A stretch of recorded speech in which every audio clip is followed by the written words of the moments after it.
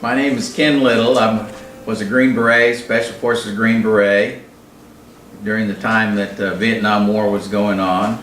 I was kind of a rebel in those days, so my first experience was getting to Fort Ord and having a sergeant pull me out of bed and drop me out of a top bunk on the floor.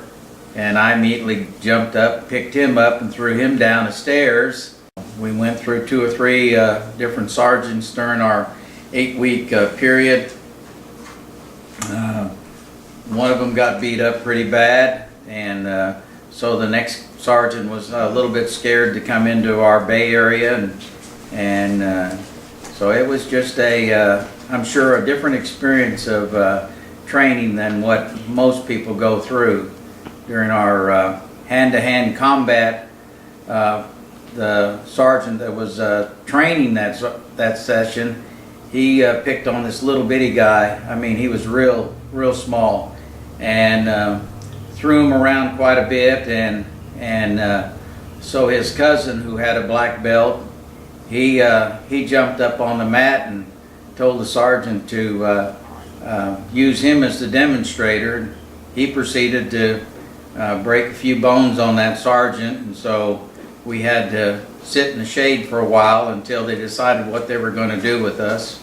The anti-war people just shied away from us. They just didn't want to have a whole lot to do with us. When we would walk through airports and things, they would back off, and even though there'd be some that would heckle us a little bit, but most of the time we'd give them kind of a stern look, and they would back off and just let us alone. Of course, like I said, I was a rebel, so I'd try to walk as close as, without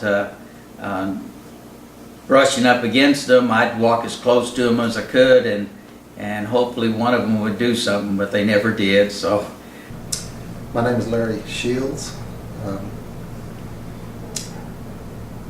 I joined the Army in October of 1968.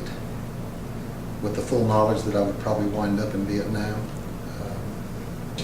My first experience there was a little boy of about maybe 10 or 11 years old running up to me, and he pulled up his sleeves and he had about 15 watches on both arms and saying, "GI buy, GI buy, GI buy, you buy, you number one, you number one, you number one."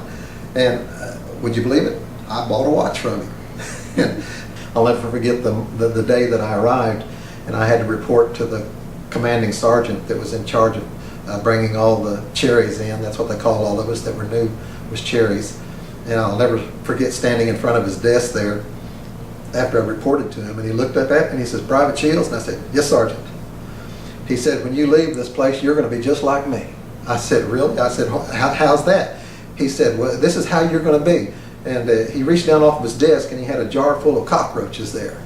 And they were about 1 inch long. I mean, cockroaches over there were humongous. They were really big, bad dudes.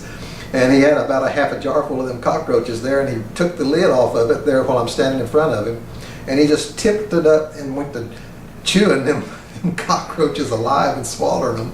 And I'm sitting there as a new guy in country, and I'm thinking, my goodness, this guy's crazy. He says, "Shields, you're going to be just like me when you leave here."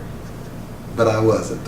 We were under constant attack at Camp Evans, where I was at. It was one of the hottest places that was in Vietnam for the year that I was there in 69, September 2nd, 69 to September 1970. It was after the Tet Offensive taken place the year before, which was the most brutal part of the war that I know of. But it hadn't wound completely down yet, and being that we were on the very border between North and South Vietnam, it hadn't been totally secured yet.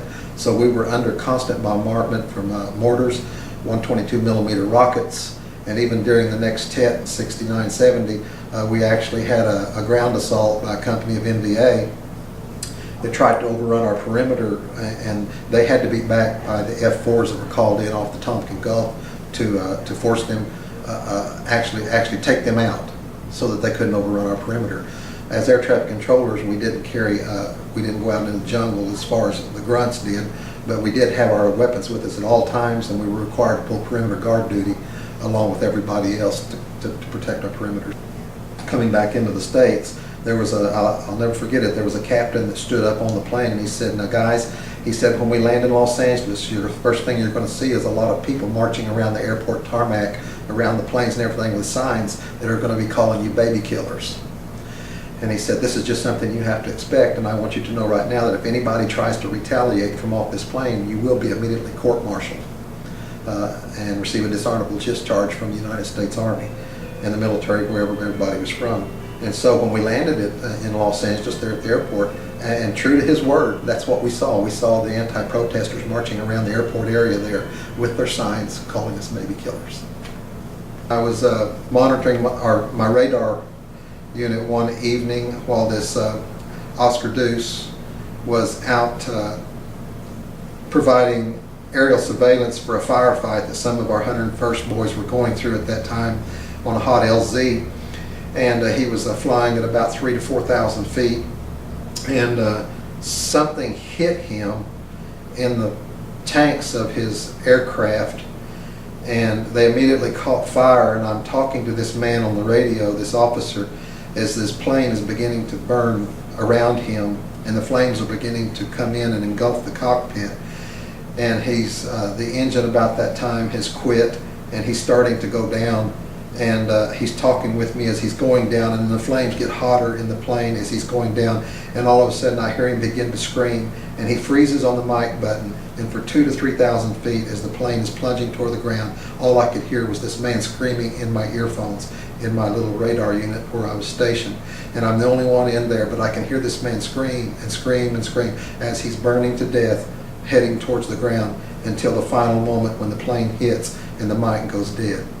And I was telling Amanda a few minutes ago, out of all the things that happened to me over there, that is one of the few things that has never escaped me, was the sounds of this man giving up his life for his country. And it's just something that will never leave me. It's always there, always there. You never forget it. Looking back on it after these 40-something odd years, it's my personal convictions that there's going to be a lot of people in high places of authority within the United States government, some alive today, some that are not alive today, that have passed away, that will stand before God in judgment for the loss of 58,000 American lives in a war that they chose not to win. That's my personal convictions.